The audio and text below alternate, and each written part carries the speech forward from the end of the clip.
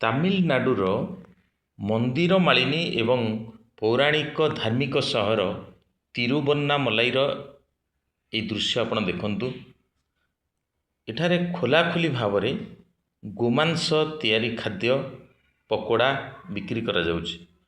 ଏଠାରେ ସୂଚନାଯୋଗ୍ୟ କି ସମଗ୍ର ଭାରତରୁ ବିଶେଷ କରି ତେଲୁଗୁ ତାମିଲ ସମ୍ପ୍ରଦାୟର ଲୋକମାନେ ଯେଉଁମାନେ ରହିଲେ ହିନ୍ଦୁ ଧର୍ମର ଲୋକମାନେ ସେମାନେ ଏଠି ଯେଉଁ ଅବସ୍ଥିତ ଅରୁଣାଚଳ ପାହାଡ଼ ଭଗବାନ ଅରୁଣାଚଳଙ୍କ ପାଖରେ ମାନସିକ କରି 14 କିଲୋମିଟର ଯେଉଁ ରାଡ଼ିୟସ୍ ରହିଛି ଅରୁଣାଚଳ ପାହାଡ଼ ତାକୁ ପରିକ୍ରମା ଖାଲି ଗୋଡ଼ରେ କରିଥାନ୍ତି ନିଜର ମାନସିକ ପୂରଣ ପାଇଁ।